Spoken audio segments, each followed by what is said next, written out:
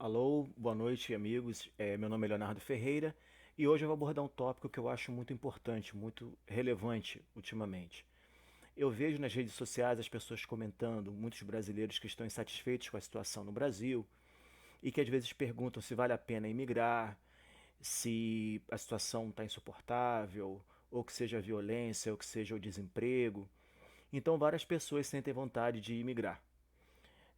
Eu vou relatar a minha experiência na esperança de que isso possa ajudar alguém, uma pessoa que tenha vontade ou não, porque cada experiência ela é individual, né? Ela nunca é coletiva, cada um vai ter uma história diferente. Eu comecei a trabalhar relativamente cedo no Brasil, eu era office boy de uma agência de publicidade no centro do Rio, na Cinelândia, eu sou carioca, e eu trabalhei lá durante 2, 3 anos. E depois eu fui conseguir um emprego como caixa no extinto Banco Nacional, onde eu fiz carreira. Eu trabalhei muito tempo como caixa, muitos anos, e depois, no final, eu fui sendo promovido, fui galgando, e eu cheguei ao espaço ao cargo de gerente de negócios. Isso me permitiu, eu morei no Rio, morei em São Paulo, fui para a cidade da minha mãe no interior do Rio de Janeiro, Campos, depois voltei para o Rio e eventualmente eu emigrei. É, Quando eu comecei na função de caixa, era uma situação muito interessante porque os bancos brasileiros sempre foram muito cheios, sempre tiveram uma movimentação muito grande.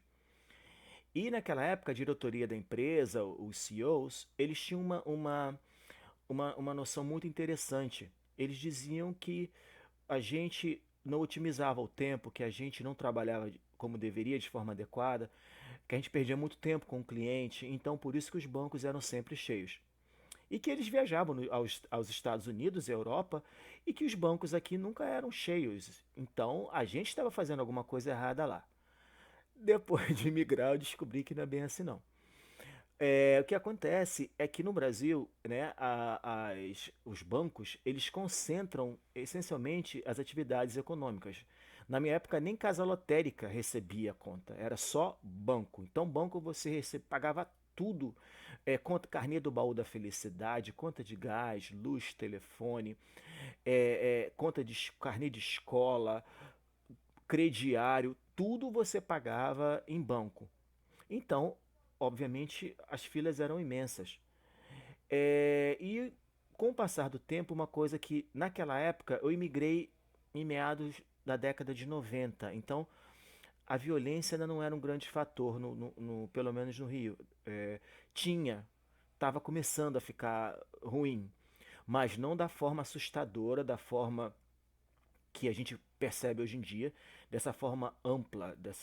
As pessoas perderam o direito de ir e vir nas grandes metrópoles, não somente Rio de Janeiro, não. Porque eu tenho amigos de outras regiões do Brasil que também reclamam da escalada da violência.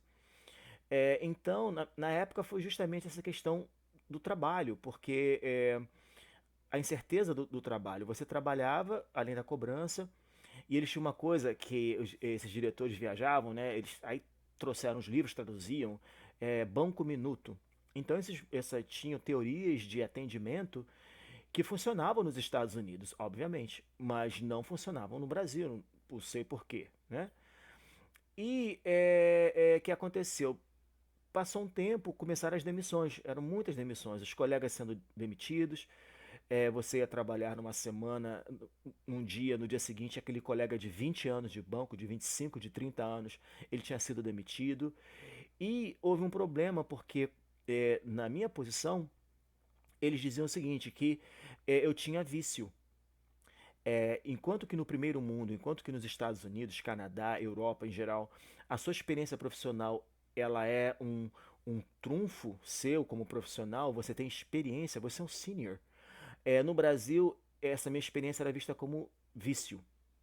Então falava assim, olha, se você sair daqui, nenhum outro banco vai te empregar, porque você tem vício. Né? E seria interessante eu ir para uma experiência, de uma entrevista de emprego, ele podia falar para mim, olha, se eu não tivesse experiência, ele ia falar, olha, você é inexperiente, eu não vou te contratar. Agora, se eu tivesse experiência, ele ia falar, olha, você tem vício e também não me contrataria.